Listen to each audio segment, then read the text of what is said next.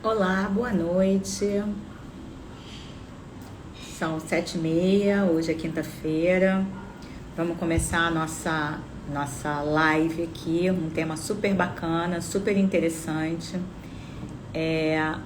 Eu vou enviar o convite agora para a doutora Isabela Loureiro e doutor Cláudio, que eu estou tentando e não estou conseguindo nenhum dos dois, um minutinho só. Isabela.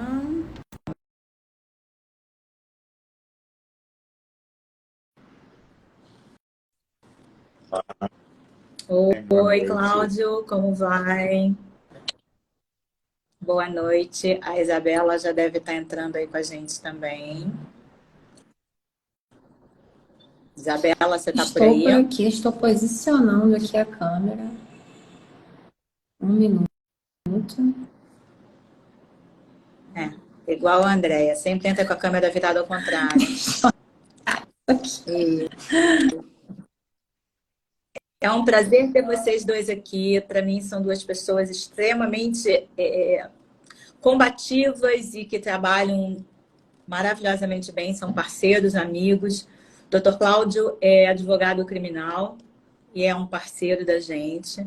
Doutora Isabela é advogada, familiarista, e eu brinco com ela que eu digo que ela sou eu há 20 anos, porque ela ainda acredita em muita coisa que eu não acredito mais, entendeu? Cláudio, você concorda, né? Que de 20 anos para trás a gente acreditava em muita coisa que a gente não Ficamos acredita mais, hoje, né? né?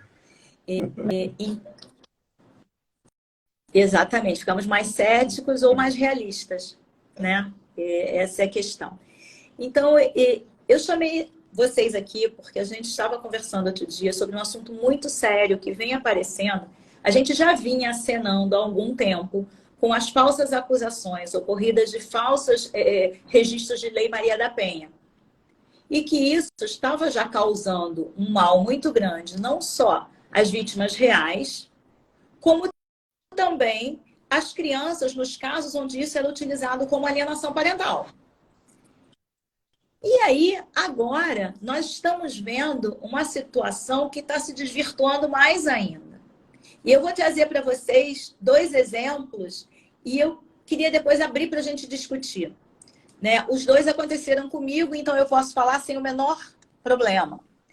Um deles, eu fui, na última semana antes do recesso, eu fui despachar com o juiz uma busca e apreensão.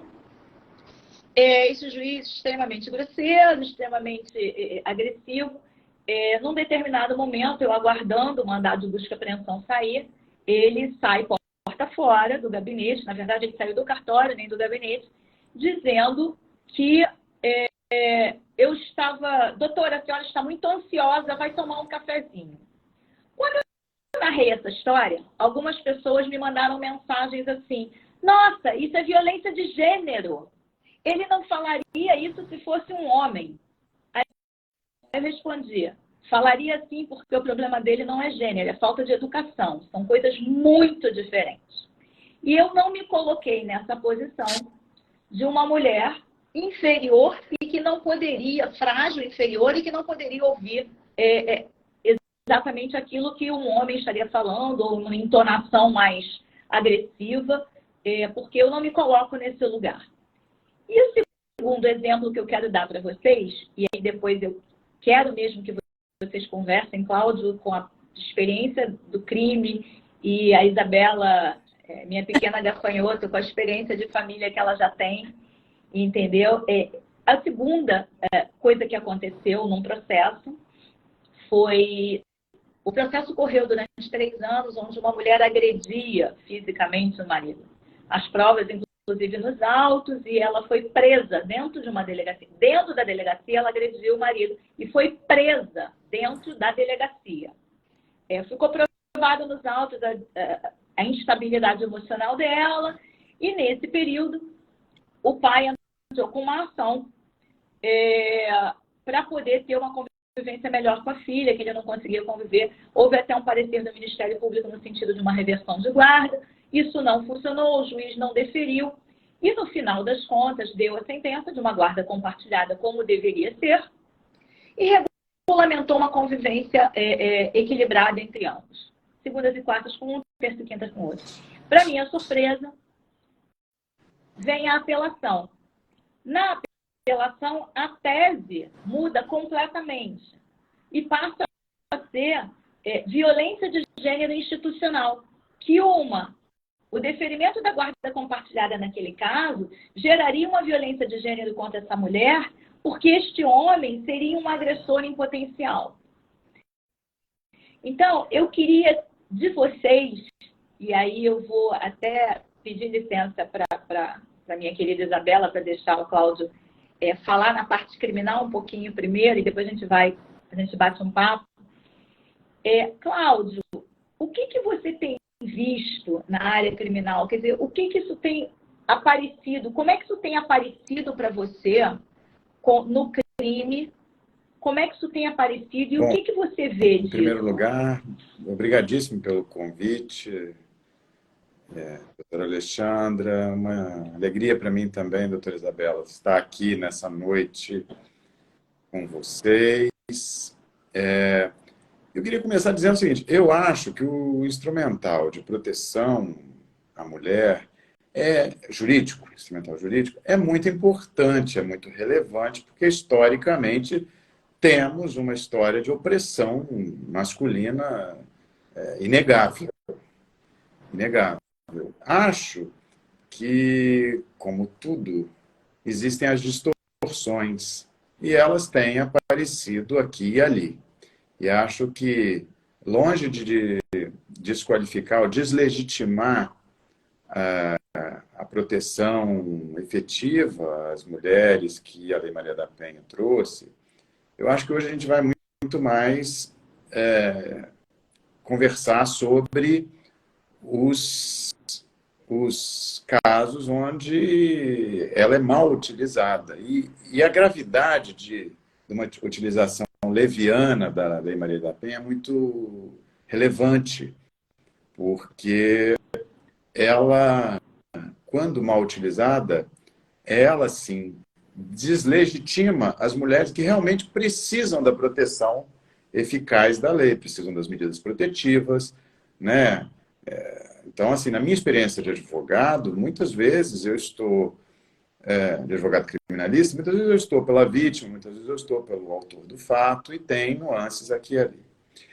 O que eu tenho visto é que, o seguinte, bom, primeiro, quando a gente tem uma questão central na falsidade das acusações, que é a questão da prova. E quando a gente vai trabalhar prova no processo penal, especificamente nas questões de Lei Maria da Penha, a gente tem, com uma certa, sem retirar a razão da jurisprudência, mas a jurisprudência tem dado à palavra da vítima uma relevância, talvez, que precise de ser temperada com, né? Porque o problema da prova é o problema central da acusação falsa. Porque quando há uma prova inequívoca da falsidade da imputação, a questão fica muito simples, porque os atores, eu já vi isso, já vi tanto naquela, vamos dizer, na fase policial, em que é apresentado a um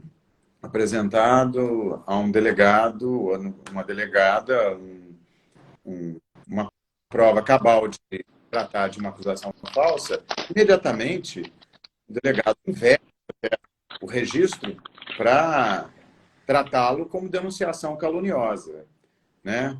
E denunciação caluniosa é um crime grave, uma pena de 3 a 8 anos, ou seja, com espaço de medidas alternativas muito restrito. A única alternativa é o acordo de não persecução penal, que é um acordo que prevê a confissão e etc. Então, o que eu acho hoje que a gente precisa, na minha área, trabalhar é a questão central da prova, ou seja, até que ponto, numa acusação grave, que pode gerar efeitos muito deletérios na área de família, porque isso é usado, né? Vocês, advogadas talentosas, vão poder explicar isso com muito mais propriedade que eu. Mas, assim, isso é utilizado de uma forma leviana e, quer dizer, aquele que é falsamente acusado recebe uma dupla punição.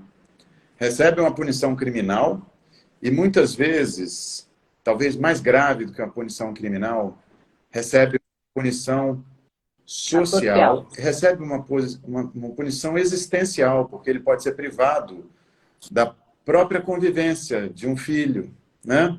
Com uma questão dessa. Então, assim, já passando a vocês a palavra, que vão poder explorar um pouco mais esse assunto com mais talento, eu acho que esta é hoje a questão. É como a jurisprudência tem encarado, na Lei Maria da Penha, a questão da prova. Eu acho que eu tenho notado, até no segundo grau, eu tenho notado um cuidado maior com a palavra da vítima, ou seja, um cuidado maior na avaliação de uma condenação apoiada isoladamente na palavra da vítima. Essa. Eu até levantei até conversando com a Isabela outro dia, tem um artigo que eu escrevi há bastante tempo que fala na inconstitucionalidade da culpabilidade presumida nas falsas acusações. Porque no momento em que a gente está falando em falsa acusação, porque quando eu falo também na questão da violência psicológica de gênero, ela é um subproduto lá da Maria da Penha, né? Então, e eu estou falando nisso porque eu tenho me incomodado muito, e a Isabela também, e um grupo de amigas advogadas, mulheres, e aí eu quero deixar bem claro que nós não estamos aqui sendo machistas ou feministas, nós estamos tentando ser justos, né? Porque se um homem for a uma delegacia e chegar lá narrando que apanhou da mulher, que é muito comum, tá, gente? A pessoa acha que não é, mas é comum, é porque eles têm vergonha de falar, mas eles apanham. Que apanhou da mulher, que o delegado vai rir da cara dele e, no máximo, se ele estiver muito machucado, vai registrar uma ocorrência lá. Ao contrário de uma mulher. Se a mulher chegar e dizer assim, vou usar o Cláudio como exemplo, porque é ele que está aqui. Eu tenho uma relação com o Cláudio. E aí digo assim, nossa, o Cláudio olhou esquisito para mim, eu tô com medo que ele me mate. Acabou.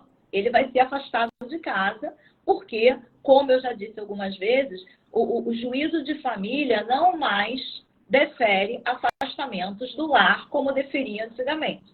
Então, a forma que a gente tem hoje de tirar um homem de casa é uma Maria da Penha. E que a gente sabe muito bem que pode ser hoje feita por um aplicativo no computador. E eu volto a repetir, a gente não está deslegitimizando ou deslegitimando as vítimas reais. O que a gente está falando é o que causa na vida das... Aí a pergunta para você, Cláudio, que eu vou fazer, e já vou... Isabela, pode falando, tá? Porque se me deixar eu falo, não paro nunca mais. Você tem visto, Cláudio, quando fica comprovada a falsa acusação, seja ela qual for, seja de abuso psicológico, abuso físico, você tem visto os juízos e os juízes, o Ministério Público, tomarem providência no sentido de denunciar, no sentido de acatar essa denúncia de denunciação caluniosa? O que você tem visto como prática? Eu tenho visto o Ministério Público agindo quando apresentado a ele uma prova cabal da falsa acusação. Eu tenho visto ele adotando as medidas, né, extraindo peças, requisitando a instauração de um inquérito, a persecução penal daquele crime de denunciação caluniosa, porque é disso que se trata quando a gente tem uma falsa acusação criminal. Eu tenho visto o Ministério Público atuando, regra geral, lógico que sempre tem as Eu acho eles muito porque tímidos. Eu acho, Eu não é, acho Isabela? O assim que que você acha? tem, pelo menos assim, o que eu percebo é que realmente existe um temor muito grande nessa responsabilização. Não, acaba que o olhar do gênero, né, como assim, em todas as vênias, ressaltando toda a importância da questão da defesa dos direitos das mulheres, que assim, sabe como, né, ao longo da história a gente teve uma desigualdade muito grande, ainda enfrenta isso, mas eu acho que, assim, né, muito se fala, aqui no Brasil não tanto, né, quando a gente fala de litigância abusiva, né, é mais usado esse termo lá fora. Mas, assim, quando a gente vê, por exemplo, né, a menção de litigância abusiva, você vê sempre como o homem usando diversos instrumentos, né, promovendo leads desnecessários, processos para poder, às vezes, sufocar financeiramente a mulher, para, às vezes, né, cometer algum abuso psicológico. Só que nunca é invertido isso, né, por conta da questão do gênero. Você muito fala, eu tenho diversos casos, assim, onde, na maior parte das vezes, onde quem pratica litigância abusiva, né, não é um homem. Mesmo a gente sabe quantos homens praticam litigância abusiva. Só que quando você fala dessa forma, parece que o judiciário entende como uma desqualificação da mulher. Entendeu? Recentemente, a Exatamente. Alexandra até sabe desse caso, recentemente, entre aspas, né? Assim, a gente tinha uma situação muito grave, a criança estava numa situação muito grave, e assim, a mãe tinha diversos problemas psiquiátricos, e assim, nós tínhamos laudos, nós tínhamos prontuários de internação, e isso veio sendo apontado diversas vezes no processo, né? E diversas vezes eu ouvi de promotor, assim, que era uma, assim, de promotora, que era uma desqualificação da mãe, apontar aquilo dali, mas era um documento médico, entendeu? Em nenhum momento havia uma fala, né, minha enquanto advogada, ou do pai, uma fala, um diagnóstico nosso. A gente apresentava documentalmente aquilo dali, e era visto pelo judiciário como uma desqualificação da mãe. E eu Até porque a gente não pode apresentar diagnóstico de ninguém, né?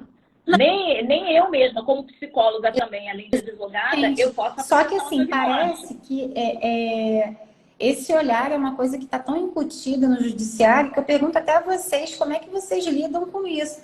Porque qualquer coisa que se mostre, né, mesmo que assim, estando comprovado aquilo dali, parece que tem tanto, assim, um véu que tem ali que você não pode tocar nisso, não pode mencionar por conta desse manto da proteção do gênero. E aí, assim, né, como é que vocês conseguem ir quebrando isso? Quando existe. Acho que nós chegamos Você sabe o que eu acho? Assim, pode ser uma impressão minha, mas como a gente já é um pouco mais antigo, não vou dizer que a gente é velho, vou dizer que nós somos um pouco mais antigos. A gente lembra, você lembra, Cláudia, exatamente quando surgiu no Brasil a ideia do dano moral, que não existia aqui, que veio dos Estados Unidos? Não existia. Aí, quando começaram a falar em dano moral, as condenações eram 10 milhões, 5 milhões. Aí a coisa ficou num tamanho que o judiciário fez assim, não, para. Aí passou a ser R$ 500. E aí, depois de um certo tempo, chegou num equilíbrio.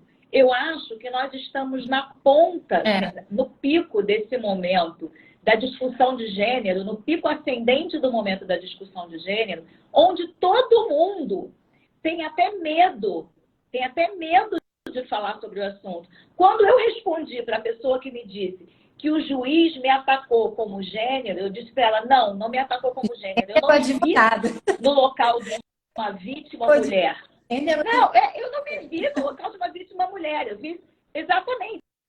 Eu me vi no local de uma advogada sendo destratada por um magistrado, que é um hábito desse magistrado, inclusive. Entendeu? Então, a gente precisa entender que no momento também, Cláudia, aí eu vou falar já mais como mulher, né?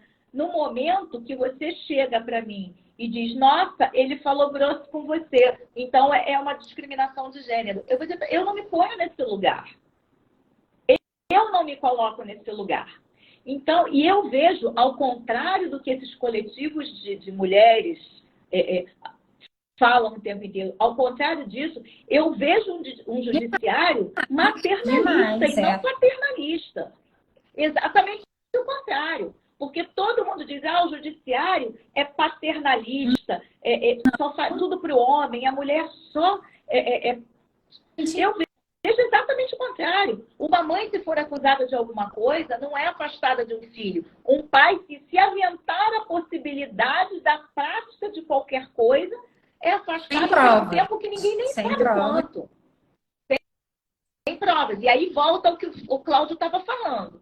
A questão da prova. Né? Assim, para vocês terem uma noção, num caso específico, uma pessoa pediu num plantão judiciário um afastamento de um pai, de uma criança de 5 anos, dizendo que esse pai teria abusado desse filho. Cláudio, sem nenhuma, zero provas. E o plantão deu 90 dias de uma medida protetiva para essa criança. Entendeu? A gente teve que interceder e semanas discutindo com o juízo, dizendo, olha, não tem prova, ao contrário. Então, pelo menos me dá uma convivência vigiada, pelo menos me dá alguma coisa. E a juíza e o promotor deram, porque eles entenderam efetivamente que não havia prova nenhuma. Mas aí volto para o direito criminal. A prova. Eu tenho dor de estômago cada vez que eu leio um processo desses de Maria da Penha ou desses que não tem prova nenhuma e é só a palavra da vítima. Né? A gente fica numa balança muito perigosa, né? Que geralmente sejam iniciados com provas, entendeu? Assim, mas é aquilo, né? Eu sou um embrião aí entre vocês dois, então assim, me sinto muito honrada, inclusive, de estar nesse debate. Mas, assim, realmente eu não vejo. Quando eu pego, assim, não tem prova. Né? E aí as coisas vão acontecendo e tomando uma proporção não ver sem prova. Aí, Cláudia, como é que a gente pode tentar mudar isso? Eu acho que, Cláudia, por exemplo, existem crimes onde a coisa fica muito exposta. Por exemplo, eu acho que no crime de violência psicológica, a palavra da vítima hoje tem uma relevância que, vamos dizer, complica muito uma adequada avaliação em termos de aplicação da justiça, né? Em termos de julgamento. Porque a violência psicológica, hoje se carece de uma definição pela jurisprudência e de uma limitação do que é realmente violência psicológica. Eu acho que esse crime, por exemplo, acho onde a questão é mais sensível. Porque outros, né? Por exemplo, se alguém vai a uma delegacia e diz que foi ameaçado e, poxa, e mostra que, na verdade, aquilo aconteceu de uma forma que ficou gravada num vídeo ou que ficou gravada... Não tem discussão, né? Quer dizer, né?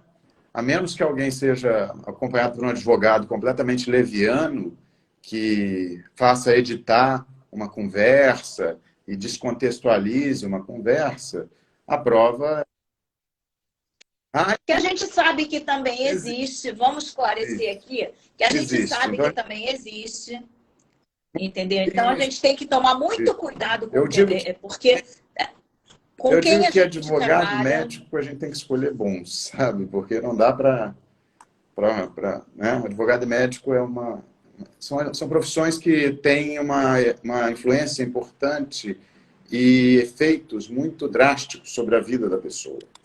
Então, assim, eu acho que hoje a violência psicológica, por exemplo, eu tenho ouvido... Outro dia eu tive uma conversa com amigos que são julgadores em segundo grau e que me diziam sobre a perplexidade deles diante de algumas condenações por violência psicológica, por fatos que são fatos, vamos dizer, do cotidiano de casal, e não propriamente causadores de um sofrimento, ou de ex-casal, né? E não propriamente causadores de um sofrimento que possa ser considerado como violência psicológica, né?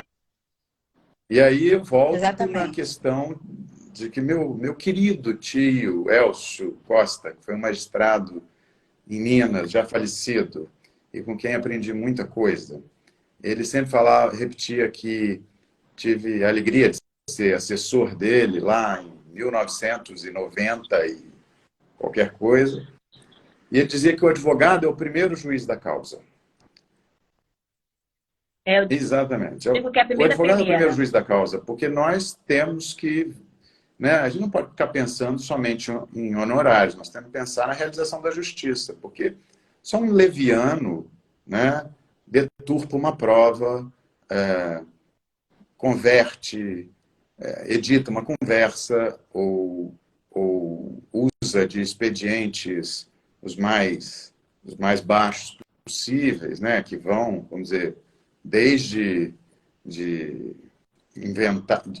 instruir o cliente a inventar alguma coisa, até mesmo, quer dizer, no limite, é uma corrupção policial, né? Então, esse tipo de profissional, infelizmente, existe. Mas, assim, a gente acha que a gente não está falando desse tipo de pessoa. Eu acho que aqui a gente está falando de um bom advogado que recebe uma notícia e que precisa averiguar aquele assunto trazido pelo seu cliente. E por isso é que nós somos os primeiros juízes, porque nós vamos fazer a avaliação da prova em primeiro lugar.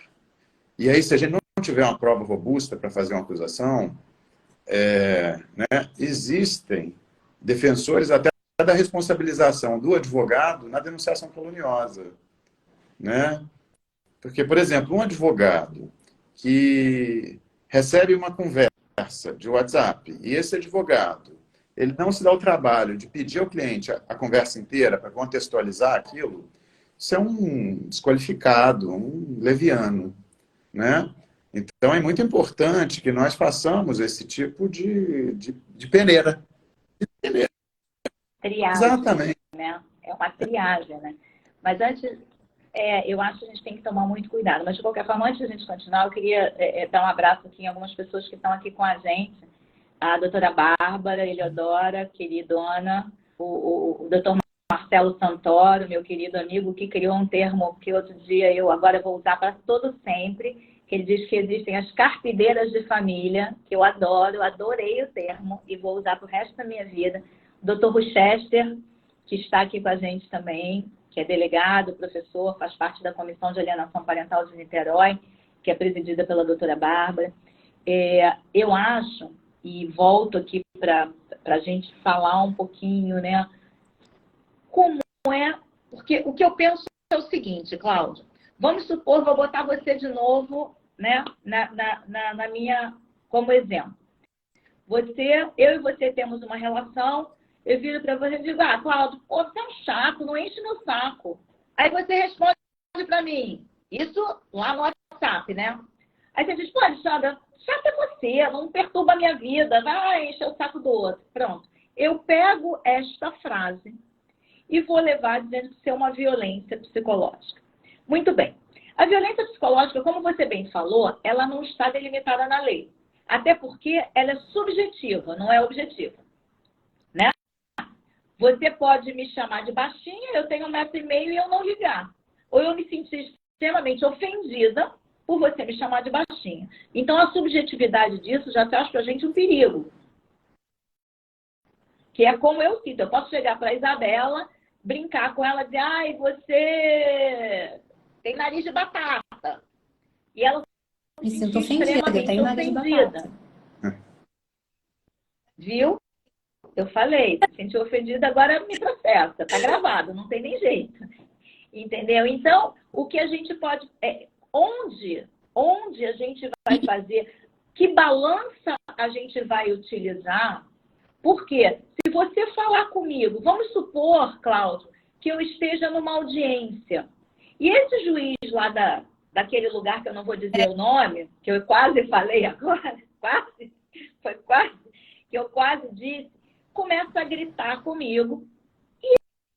Eu aí me sinto extremamente ofendida com isso e digo que isso, eu não vou discutir que seja uma agressividade ou uma falta de urbanidade ou uma falta de educação. Eu vou dizer simplesmente porque está na moda, eu vou dizer que ele cometeu contra mim uma violência de gênero, uma violência psicológica de gênero. Eu, enquanto advogada, sofri uma violência psicológica de gênero. Porque o juiz falou, ele pode ter até falado de forma grosseira, agressiva, ou com uma entonação mais alta. Como é que a gente vai lidar com essa questão agora? Porque a entonação de voz, por exemplo, eu sou uma pessoa que sou assertiva. Eu falo muito firme e às vezes até diz, você está sendo grossa. Não, não estou, até estou, às vezes não. Mas é porque eu sou assertiva. Então, se um homem, numa posição como um juiz, um desembargador, ou alguém que esteja numa posição, numa audiência comigo, fala dessa forma, e eu entendo isso como uma violência de gênero, uma violência psicológica de gênero, como é que a gente Como é que você vai lidar com advoga, isso agora? né? Porque assim, enquanto advogado, se você está ali como advogado, esquece, né, nosso gênero, a gente está ali como advogado. E a gente tem, né, Exatamente. esse tipo de comportamento, né? A gente tem que ir para outra profissão, porque assim, é pela natureza do bom advogado, eu acho, né, ter essa forma de falar de forma combativa, respeitosa, Bem mais enfático, né? combativo, incisivo, entendeu? Até porque, assim, a pessoa vai chegar, ninguém nem te olha. Mas, assim, é a natureza do advogado ser assim. Exatamente. E aí, da mesma forma, muitos magistrados se colocam também assim. Mas aí, quando o outro lado tem essa posição, Alexandra, né, você é melhor do que ninguém, você tem, né, a reação para esse tipo de coisa, eu acho que a gente tem que fazer o nosso papel de advogado e se colocar como tal, porque assim, se a gente não consegue ter esse tipo de inteligência emocional para lidar com esse tipo de coisa, realmente a gente precisa rever o que a gente está fazendo, entendeu? Porque é complicado. Eu concordo inteiramente.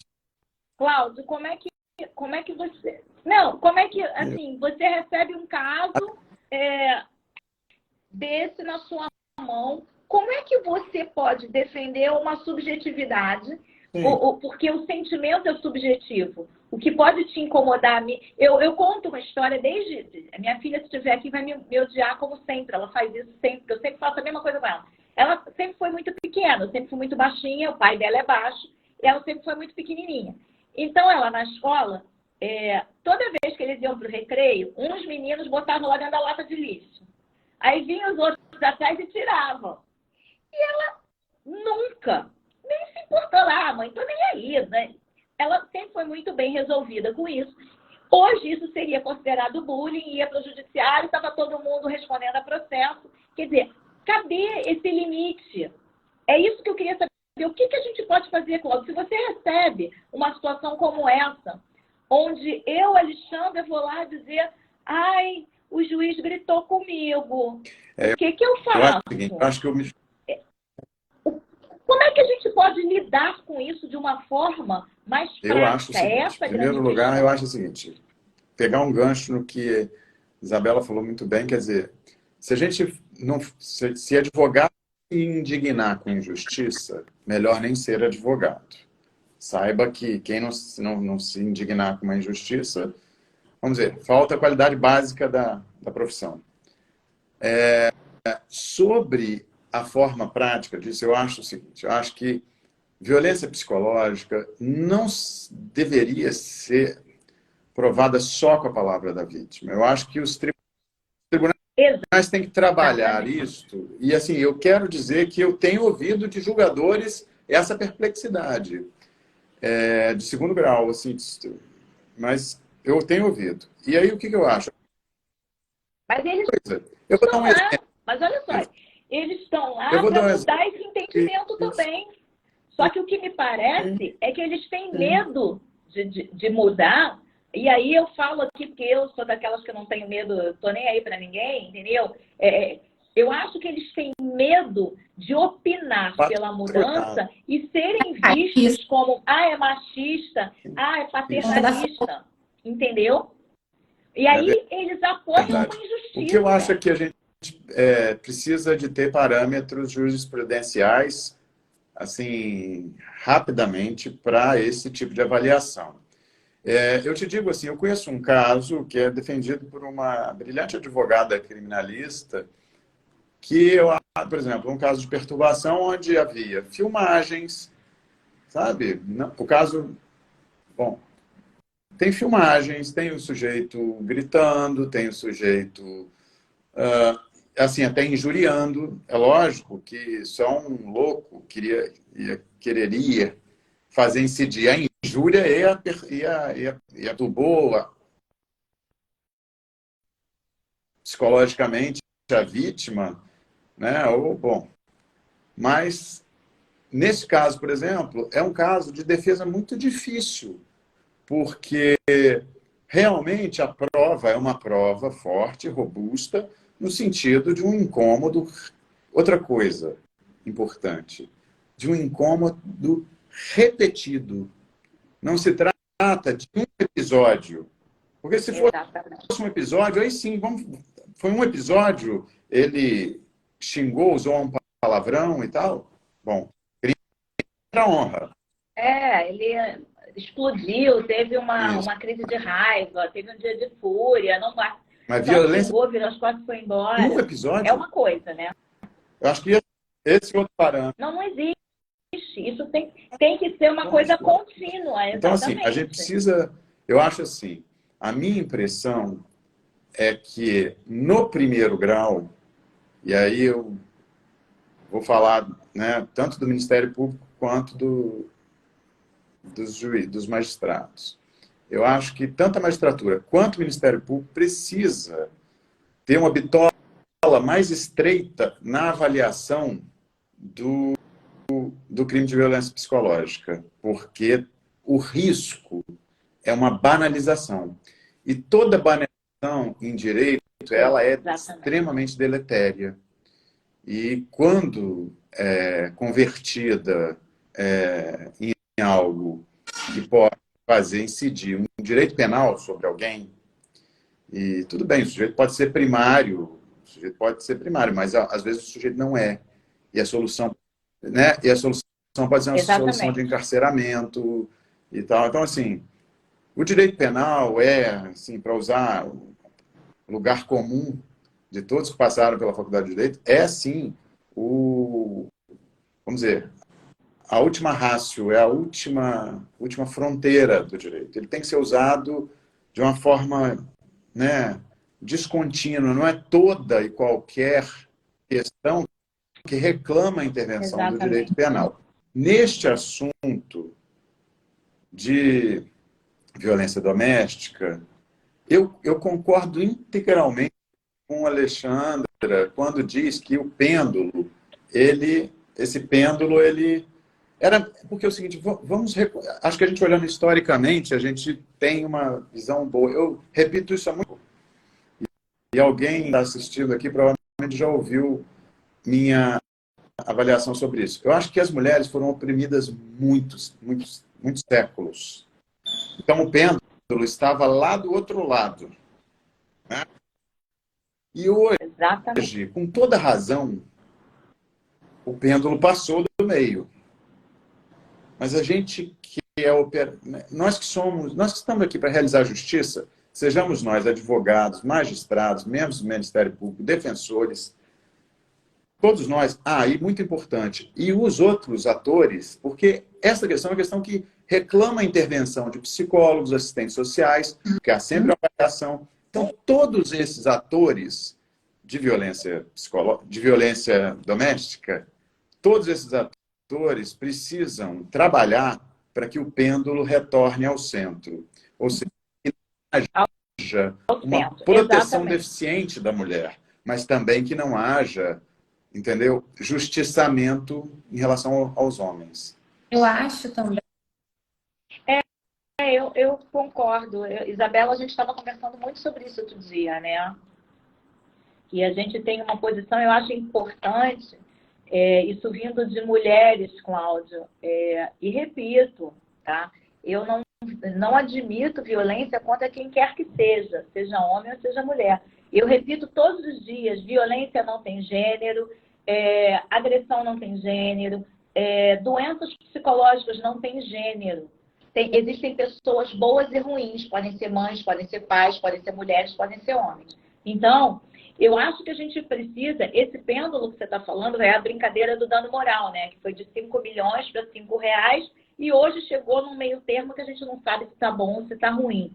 Esse seu pêndulo, o Márcio está aqui dizendo para a gente, pode piorar. Realmente, eu não acho que vai piorar porque a gente está tentando fazer uma campanha muito forte para que o judiciário consiga, e aí depende sim de bons advogados, de bons operadores do direito, de bons psicólogos, de bons assistentes sociais, para que o judiciário entenda que, a celeridade é muito importante nesses casos. Porque você não pode ter um processo com uma decisão provisória, seja ela qual for, que dure 5, 10 anos. Você não pode ter uma medida protetiva sem prazo. Parece, né? Você não pode. Medida protetiva sem data, sem tempo. Exatamente. Não, isso começou na época da pandemia, que ali você até tinha alguma razão para isso, tá? Me corrige, Cláudio, se eu estiver errada. Mas naquele momento você até tinha uma crise pandêmica mundial que dificultava tudo. Ok. Mas hoje em dia, você dá uma medida protetiva sem data, sem fim. Eu acho que tem, entendeu? E assim, desculpa, para pegar esse gancho do que vocês estavam falando, é muito importante também, o que falta muito, tá? Para poder ter esse olhar, tentar preservar um pouquinho essa questão e fazer com que os magistrados consigam observar de fato aquela dinâmica, a cooperação com outros magistrados. Porque, assim, dentro de um processo de violência doméstica, né, o que a gente sempre fala, a Alexandra fala muito nisso também, quando você vê que existe uma discussão de guarda, uma discussão de divórcio, uma discussão de partilha, né, você precisa ter esse olhar, sabe? Tem que ter uma cooperação na Barra da Tijuca. Você tem que... as varas de violência doméstica tem que se falar. Família, elas têm na Barra que da se Tijuca falar. tem até um ato concertado, que às vezes até eu peço, né, para reunir os processos e tudo mais, assim, né, que é uma coisa que funciona lá, mas ninguém quase faz isso. E isso é uma forma de... Lá nada funciona. Mas isso é uma coisa boa que poderiam pegar essa ideia, né? O professor Câmara até fala muito dessa necessidade dos atos concertados, porque, assim, isso consegue dar um panorama muito melhor para o magistrado. Não, na verdade, o que fala esse ato de lá? Que todos os processos envolvendo o mesmo núcleo familiar vai ser julgado pelo mesmo juiz. Bacana. Família. Legal, mas de família. Mas aí você tem um juiz do crime que às vezes não entende nada de família, que começa, e é aí que vem o problema. Ele defere uma medida protetiva linda lá, sem data, sem prazo, e diz o seguinte: Cláudio não pode mais ver a filha dele durante 6 meses. E aí, para eu rever isso aqui embaixo na vara de família, eu tenho uma discussão de 2 juízes. Entendeu? Um defere a convivência, o outro... Eu vi. E assim, eu acho que é importante também a gente nomear quem faz correto. Assim, eu tenho visto de uma magistrada, da doutora Adriana Ramos Melo, que é uma pessoa que tem um pensamento importante e relevante sobre violência doméstica, né?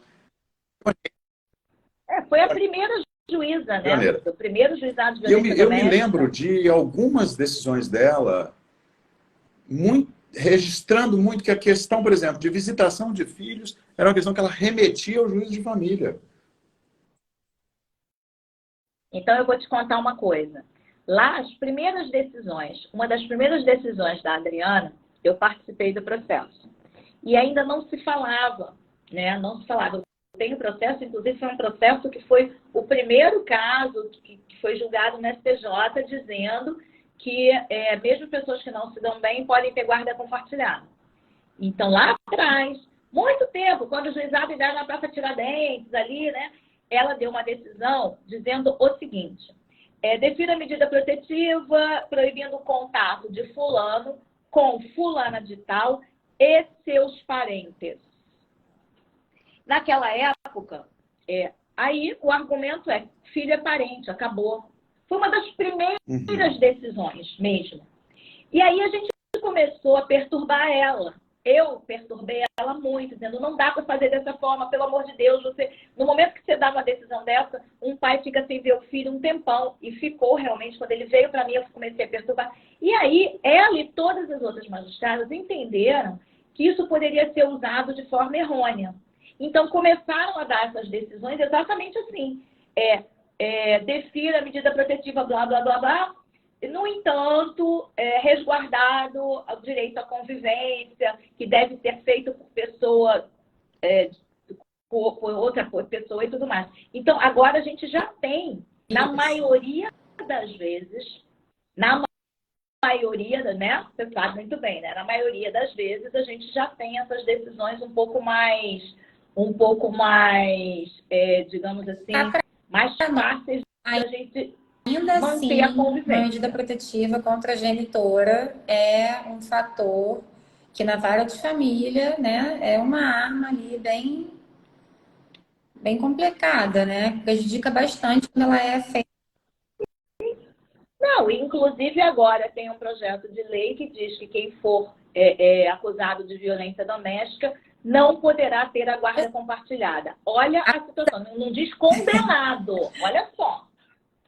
Não diz condenado, diz acusado. Ou seja, o princípio do todo mundo é inocente até que se prove o contrário, da É inconstitucional. não existe. E Acho aí, Cláudio, o que você vai fazer com inconstitucional. isso? Porque né, é aquilo. Olha só, vamos fazer uma correlação, por exemplo, com a pena de prisão. Porque isso é uma pena acessória, né? Não poder ver o filho, não vamos olhar isso assim, simplesmente, é só uma medida cautelar. Não. E tal. Não é. Não é. Então é o Não seguinte, é. se para a execução da pena restritiva de liberdade, a pena de prisão, conhecida popularmente como pena de prisão, temos que ter o trânsito em julgado, nós vamos, entendeu? Sem a instrução criminal para provar o que aconteceu e tudo, nós vamos impedir. Agora, o que acontece é o seguinte, existem situações que são situações limite, né? Por exemplo, num caso em que a gente tem uma prova cabal de que os maus tratos à mãe, é só para a gente também ser que os maus tratos se estendem aos filhos, né? Isso, quando é o contrário, também acontece. Ou seja, se né, um pai está lá e prova que a mãe está expondo o filho a algo que é violento, que é também essa convivência ajustada pela vara de família, no caso. O que acontece é que, muitas vezes, essa questão está sendo levada para o criminal. E, assim, sinceramente, eu acho, por isso que mencionei as decisões da doutora Adriana, que foram as primeiras que vi, e agora entendo a história toda e pronto. Por isso que mencionei, eu acho que isso é uma questão que tem que ficar mesmo na área de família. Eu acho que o magistrado criminal, primeiro que isso não é uma questão de visitação, essas questões, eu acho que tem que ser levado para a vara de família. Não tem que ser. Você lembra que no começo, lá na Maria da Penha, no começo, a lei permite, o magistrado lá atrás, eles definiam a convivência, eles já davam alimentos, tiravam do apartamento. Era um negócio de doido. Isabela não pegou essa época não, porque eu acho que ela não era nem nascida. Mas, assim, era um negócio de doido. Na decisão que afastava, já deferia alimentos, já dava convivência, já fazia... Então, você começou a ter conflito, né, entre leis. Era uma loucura, era uma loucura. Hoje a coisa está um pouco mais moderada, mas eu volto, né, à nossa discussão inicial. Como é é que a gente vai lidar com essas questões? Porque a falsa acusação da Maria da Penha, a gente ainda consegue em algum momento provar. Porque, ele me agrediu, não houve agressão. Ele me xingou, não está escrito que xingou. Eu manipulei um áudio ou um vídeo, tá lá. Como é que nós vamos lidar com essa novidade, né? Essa, para mim, é uma ficção jurídica que criaram agora, que é a violência psicológica de gênero. Como é que nós vamos, como advogados, como é que nós vamos lidar com isso? Estou passando a bola aí para vocês darem ideia. Porque... Até com a prova pericial, eu já tive um caso, porque eu tinha lido ali, né, falando da questão da prova pericial, eu tive um caso, uma situação, esse caso já posso falar mais ou menos, porque ele já acabou até há muito tempo, onde também o genitor era muito agredido, tinha diversos vídeos dele sendo agredido, e ele era policial, e era agredido, assim, frequentemente com o filho no colo e tudo mais. E aí ela não aceitava a separação, a genitora, e numa perícia, tá, que foi, assim, muito mal feita, para tentar salvar aquela pessoa, eu acho que a pessoa se misturou ali, né, teve uma cotransferência, sei lá o que aconteceu com a perita, que ela simplesmente disse que o sofrimento dela... Eu vou achar esse documento que eu preciso mandar para você, Alexandre, depois eu mando para o doutor Caio também. Porque, assim, foi uma coisa, assim, surreal. Ela falou que o sofrimento era um vestígio de prática de violência psicológica. Entendeu? Era um sofrimento que, assim, né, pelo desenlace conjugal e tudo mais, né? E aí, assim, como é que fica isso, né? Como é que você consegue... Você tem uma prova ali pericial, tem um perito falando que existe um vestígio de violência psicológica do sofrimento. Sim, mas como? Ó, a Andréia acabou de entrar aqui, a gente pode até perguntar para ela, né? Como é que eu não sei se ela chegou a ouvir você falando, mas o que eu acho é... Seu marido está dizendo que só com o laudo da mãe de Ná aqui, Isabela. Na verdade, como é que eu posso atestar, Andréia, você está aí, então você ouve, por favor. Como é que no caso da Isabela, a mãe agredia o marido na frente do filho, ou fora da frente do filho, e uma psicóloga que fez uma avaliação disse que havia sofrimento psicológico por parte dessa mulher em razão de uma violência psicológica praticada no curso do casamento ou com a separação. Quer dizer, que laudo é esse, né, Andréia? A Andréia ia pular pela janela. Acho que dá. O próprio magistrado da situação desconsiderou aquilo dali, porque assim, era nítido, até em audiência, a situação, né, toda vivenciada por aquela pessoa, era nítido em qualquer situação, inclusive na audiência. E assim, aquilo dali... Mas aí você vê que tem profissionais que simplesmente se misturam. Pode falar. Aí já berrou aqui incompetência, exatamente isso. Mas eu vou voltar. Cláudio, como é que eu tenho trabalhado muito no escritório com essa coisa de violência psicológica com uma ideia, que é quase uma ideia fixa, que é trabalhar na perspectiva temporal, ou seja, o quanto de prova que nós temos, que houve, vamos dizer, violência verbal, pressão financeira. Por quanto tempo nós temos essa prova? Nós temos essa prova por uma semana? Por 15 dias? Ou nós temos essa prova por anos? Né?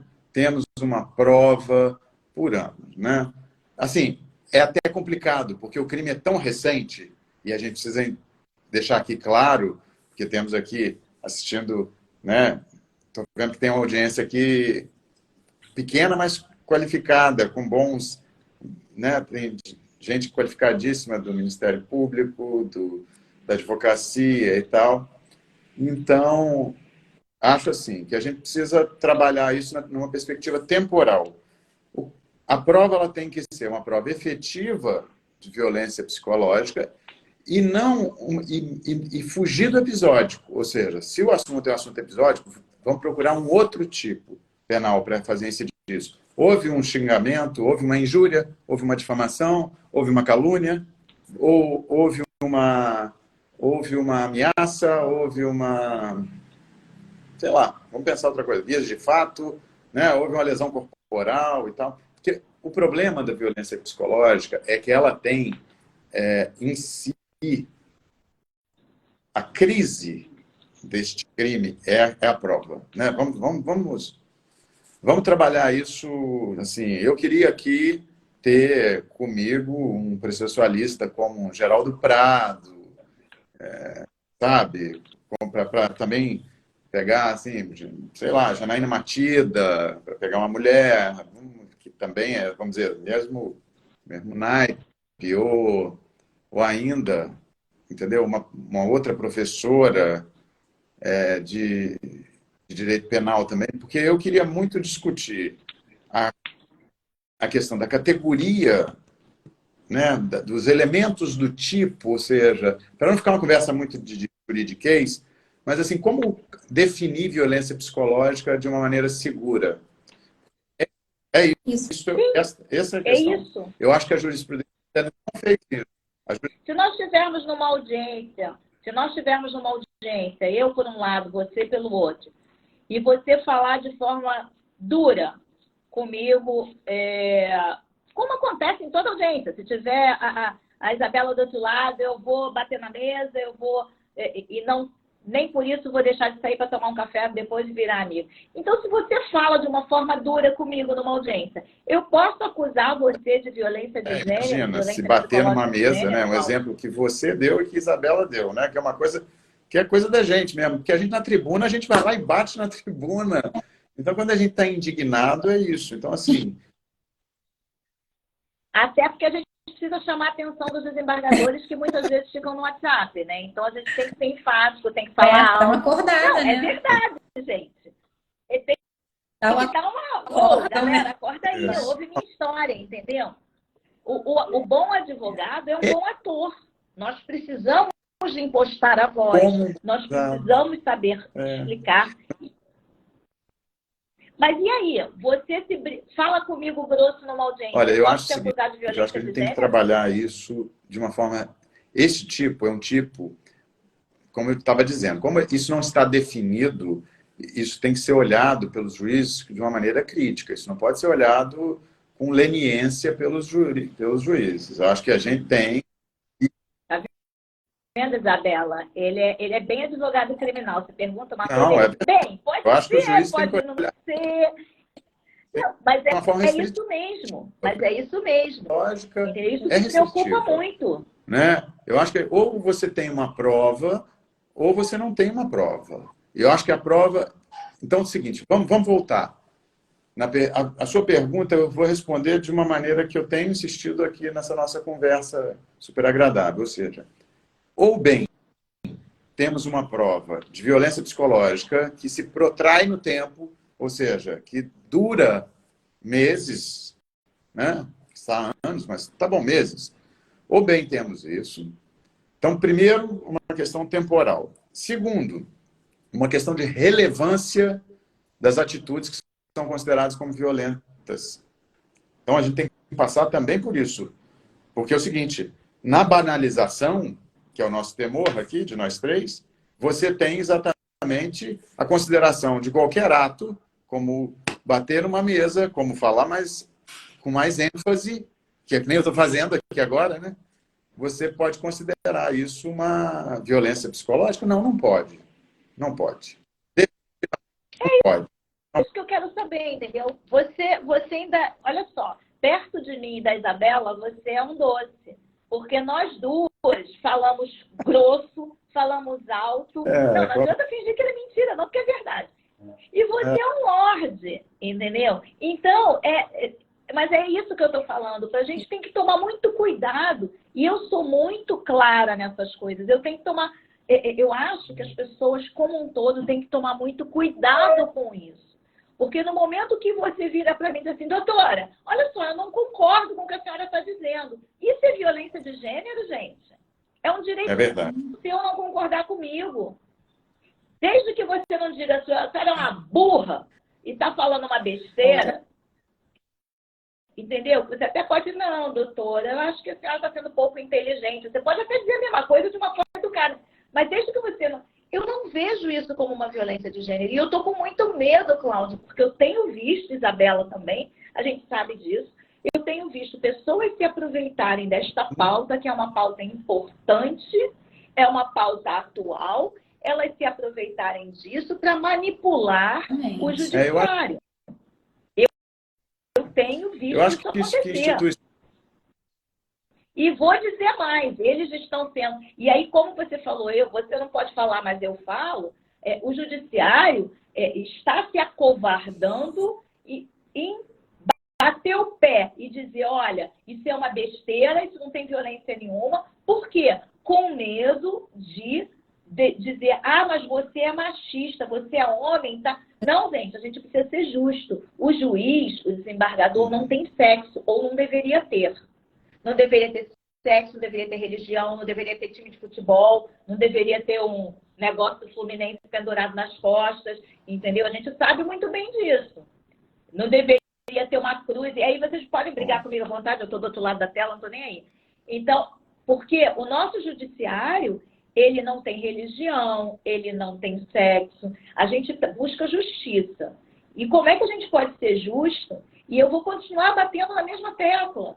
Eu não consigo entender, enquanto advogada, enquanto mulher, uma mulher que, para obter qualquer tipo de vantagem, se submeta a dizer que foi violentada de gênero porque você falou mais alto comigo depois de eu xingar você.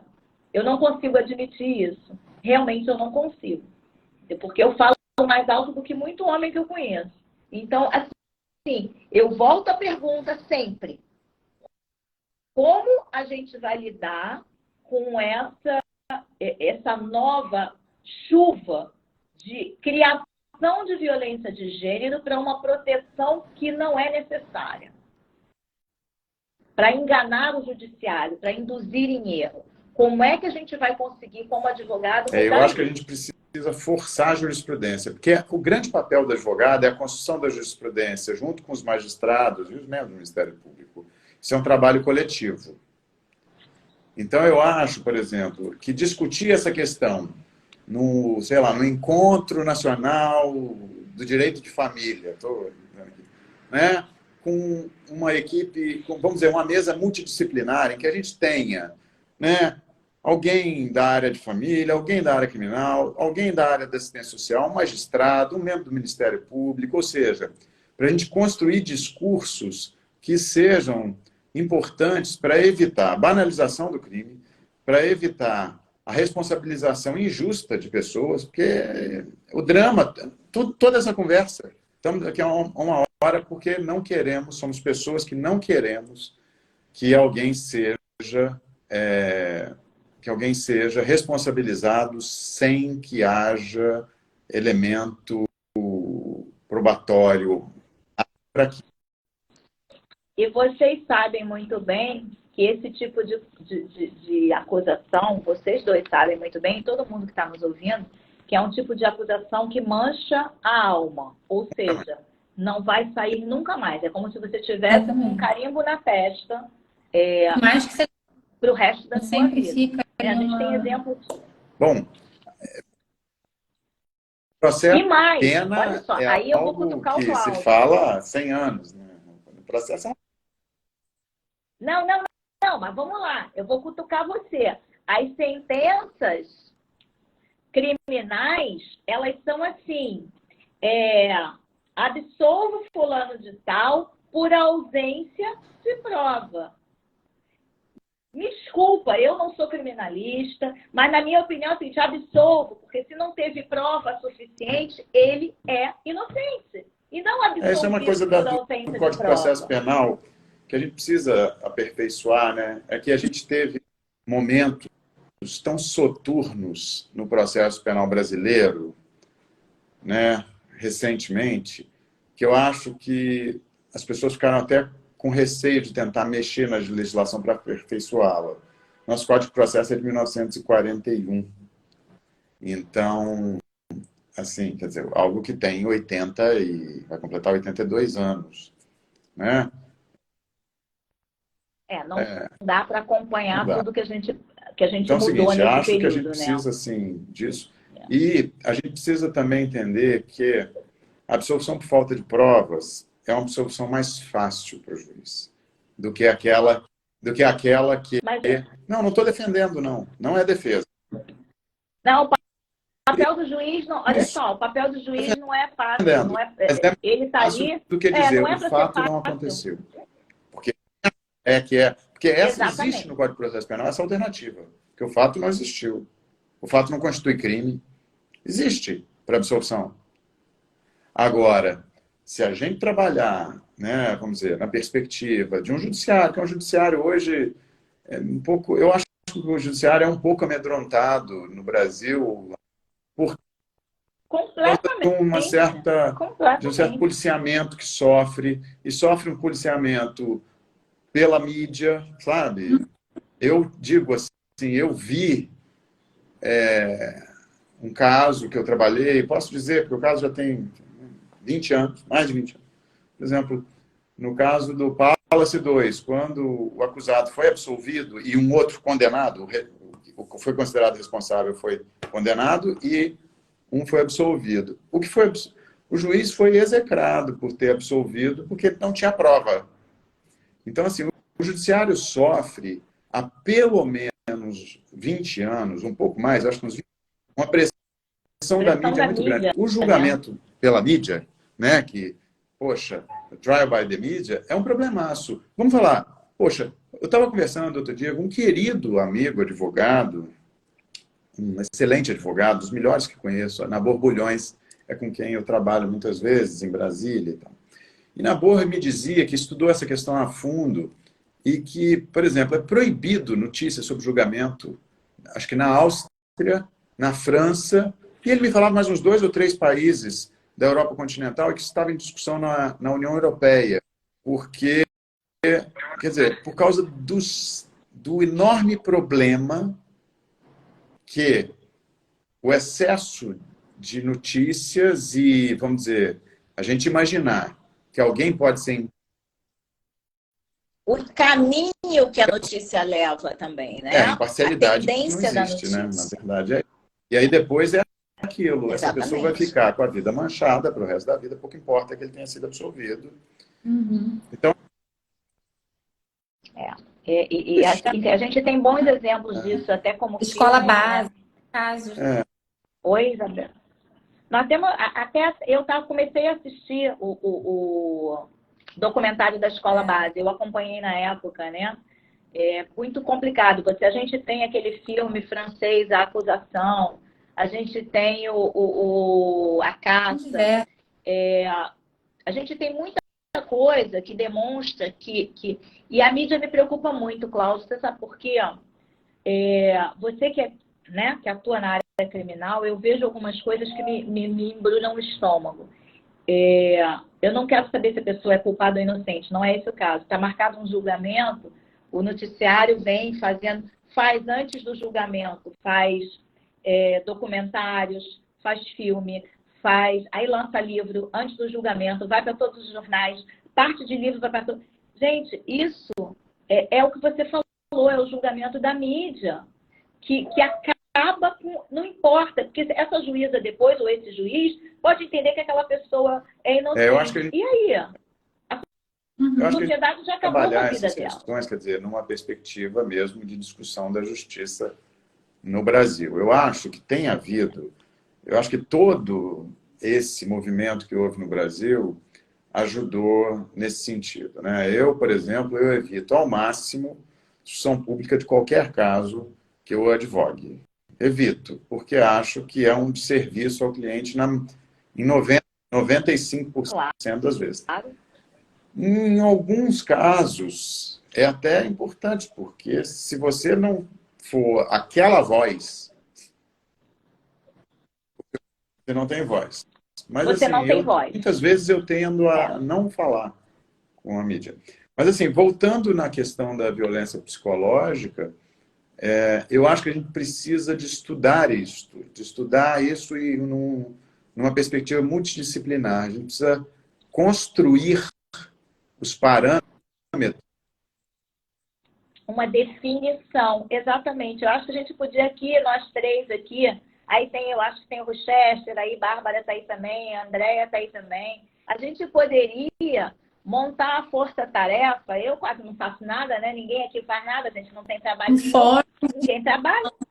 A gente pode montar uma força-tarefa, fazer um grupo para estudar isso. Eu sou psicóloga também, a Andréia Calçada é psicóloga atuante, vê isso todos os dias. Nós podemos, e tentar trazer, Cláudio, você com essa visão criminal, tentar fazer com que a gente consiga delimitar alguns parâmetros, dar alguns limites, conceituar de uma forma que não fique absolutamente subjetivo e no ar.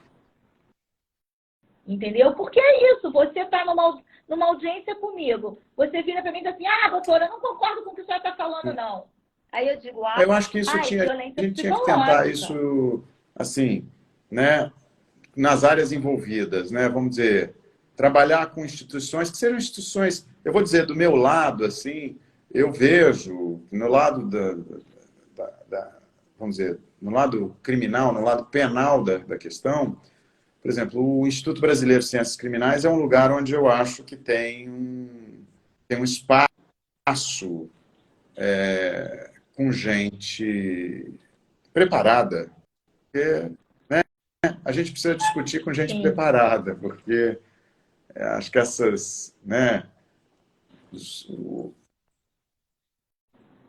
discussão de grupo não adianta, entendeu? Daquela discussão de grupo que eu acho isso, eu acho que a gente vira pode política, no fim das contas, né? Eu o que vocês precisarem, quiserem. Isabela, eu acho que a gente pode montar uma pauta para isso. Temos eu sou ótima em dar ideia, péssima em executar, então botar vocês para ajudar a executar, entendeu? Eu acho que a gente realmente precisa, porque este lado do criminal, Cláudio, está acabando com a nossa advocacia de família. Está trazendo, né, do criminal. Assim. Realmente, sim, eu acho que o criminal tem que, de fato, né, ter mecanismos de conseguir aferir esse tipo de conduta humana, né, falando assim no geral, né, porque tanto de um lado quanto do outro desvirtuam ali as leis. Claro. E eu acho a ideia da Alexandra fantástica, de reunir realmente pessoas, né, de todos os lados, psicólogos, até psiquiatras. A gente tem amigos aí, peritos fantásticos também, que discutem muito sobre isso, criminalistas, mulheres, porque eu acho que a visão feminina também é muito importante. Muito. Eu acho que a gente tem tudo para poder propagar isso. Eu fico muito feliz que eu vi vários advogados aqui participando, maravilhosos.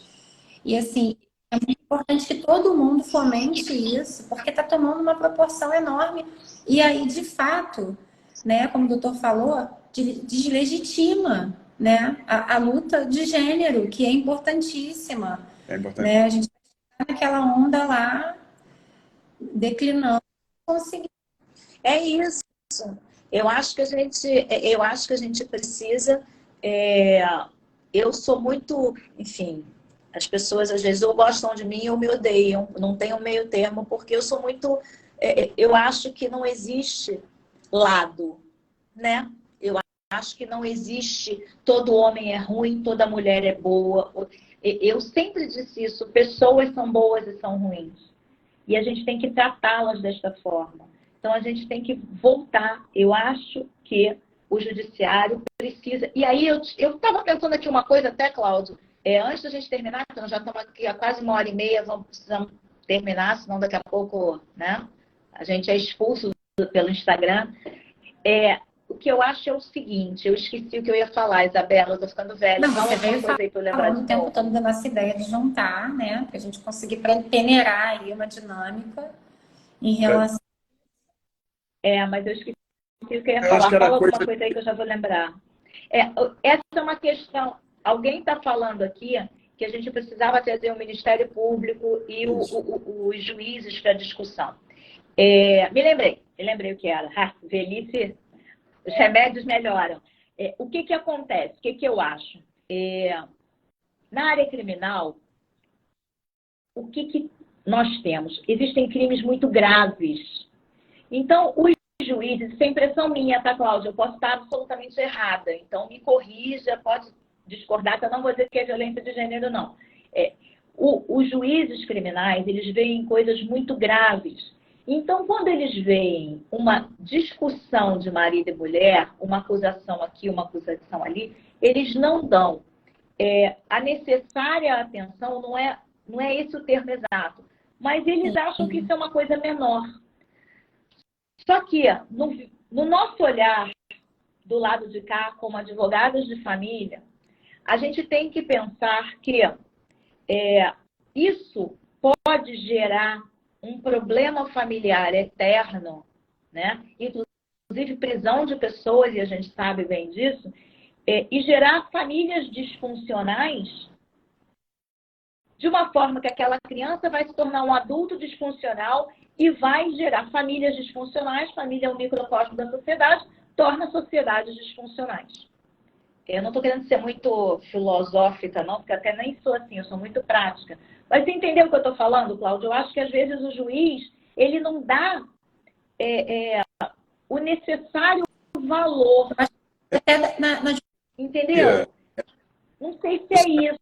Eu acho que você concorda, a gente deveria não, buscar, isso? assim, por exemplo, a escola da magistratura, que é um lugar muito produção de conhecimento, né? Eu dei a ideia do Instituto Brasileiro de Ciências Criminais, que eu acho que é um lugar também de produção de conhecimento elevado, sabe, num nível elevado. Eu acho que a gente podia buscar, né, na escola do Ministério Público também, né, alguém que quisesse pensar essas questões conosco. E, quer dizer, acho que a partir da reflexão, porque ou a gente, a gente consegue criar algumas balizas para a definição que é violência psicológica, ou nós vamos ficar nesse pântano argumentativo que não nos permite, entendeu, exercitar a justiça, né? Cada um no seu papel, juízes, advogados, Ministério Público, defensores, etc., os psi, né? Os psicólogos, os assistentes sociais, todos que são atores desse drama, porque todo processo criminal é um drama, né? E famílias sejam também. Às vezes uma tragédia, mas no mínimo um drama. Então, assim, acho que todos os atores que intervêm nessa área tão importante da existência humana, né, a gente deveria construir balizas seguras para a definição de violência psicológica, para a gente exatamente sair desse pântano argumentativo, sabe? Acho que é aí que a gente consegue contribuir para esse debate de uma forma mais eficaz, né? É isso. Então, eu gosto de dar ideias. Eu acho que está na hora, então, da gente... Cláudia, você pode movimentar o seu lado, eu boto a Isabela para movimentar o lado de cá, eu deixo todo mundo trabalhar e eu vou lá só e faço, entendeu? Porque eu tenho dificuldade. Tem diretrizes, né, para poder balizar, como ele falou. A questão da cooperação entre juízos. Isso também é uma forma também de conseguir coibir a litigância abusiva para os dois lados, seja em relação à violência de fato, né, ou alienação parental. Assim, a gente consegue ter esse tipo de troca. Eu acho que a chave mesmo é tentar definir alguns critérios e ter uma cooperação maior dos magistrados, porque além de tudo que foi falado em relação da pressão midiática de determinados casos e tudo mais, a gente tem, de fato, hoje, porque, assim, né, vou me manifestar aqui de uma forma... Não estou tentando diminuir, mas a gente tem, de fato, um movimento de moda, né, muito grande, né, extremo em relação a direitos das mulheres, etc. Eu estou falando dos lados extremos, no caso, não estou falando do movimento em si. E isso, né, gera um tipo de engajamento, e aí acaba que, como a Alexandra falou, né, que o magistrado, o promotor, eles não devem, né, carregar uma bandeira, né, militar por determinadas causas, porque ele é ali um ser que ele não pode ter lados, né? Ele tem que focar no processo. E aí acaba que esse movimento todo acaba impulsionando muito, né? Inclinando para um lado que muitas vezes não é o lado justo. Então, isso tudo precisa ser trabalhado. Exatamente. Eu acho que a gente tem muita coisa para poder falar, sim, nessa frente de trabalho. Eu acho que, de qualquer forma, gente, já são 8h50. Pois é, os maridos e esposas vão bater em mim, entendeu? Porque é véspera de feriado aqui no Rio. Então, em primeiro lugar, eu queria agradecer aos dois, ao carinho, à aceitação imediata, que a ideia nasceu anteontem, num almoço de discussão justamente sobre o que a gente pode, porque os nossos almoços, Cláudia, assim, quando junta a mulherada para almoçar, em vez de a gente falar bobagem, a gente fala de trabalho. A gente fala do que a gente pode melhorar, do que a gente pode fazer, de ideias que a gente tem. É lamentável, mas é bom por outro lado, né? A gente nunca consegue deixar isso para lá. E isso me deixa muito feliz também, porque você vê que as pessoas querem, a gente quer fazer alguma coisa em benefício da sociedade, né? A gente não está aqui hoje às 8h30 da noite, ou 9 horas da noite, para ganhar dinheiro, nem para conseguir seguidor, nem para ganhar like. A gente está aqui tentando se ajudar para definir algumas coisas que vai ajudar você, vai ajudar a Isabela, vai ajudar a mim, mas vai ajudar milhões de pessoas que moram nesse país e que dependem da nossa justiça. Então, primeiro eu queria agradecer a disponibilidade de vocês dois de estarem aqui com a gente. Se dispuseram a conversar, a bater um papo, a se expor, porque essas posições que a gente colocou aqui aí, tá vendo? O Nardo só deixa, o marido da Isabela já falou aqui que só deixa ela sair porque é comigo, porque eu sou uma pessoa responsável. Violência psicológica aqui. Ele está fazendo violência psicológica com você, né? Eu vou processar ele. Cláudio, precisamos processar o marido da Isabela. Então, eu queria agradecer a vocês. Cláudio, muito obrigada pelo carinho, por você ter aceito de imediato essa nossa ideia. Isabela, você sabe o carinho que eu tenho por você. Minha irmãzinha mais nova, então o seu marido só deixa você sair porque é comigo, porque ele confia na minha pessoa, entendeu? Porque eu sou a única que não bebo do grupo, então eu levo todo mundo em casa, entendeu? Então, muito obrigada, gente. Foi um prazer enorme. Uma honra estar participando dessa live incrível aqui com vocês. Me sinto muito honrada. Te amo muito, minha amiga. Muito obrigada, doutor. Me despeço de vocês. Bom, também quero agradecer ao convite novamente, dizer que foi uma alegria e dizer que estou à disposição para contribuir com um pouco que posso nessa questão. Tá bom? Gente, um beijo enorme, bom fim de semana para todos, bom feriado para quem é do Rio e vamos ver o que a gente consegue fazer esse ano, né? Vamos trabalhar para melhorar o nosso judiciário. Um beijo a todos, boa noite, gente.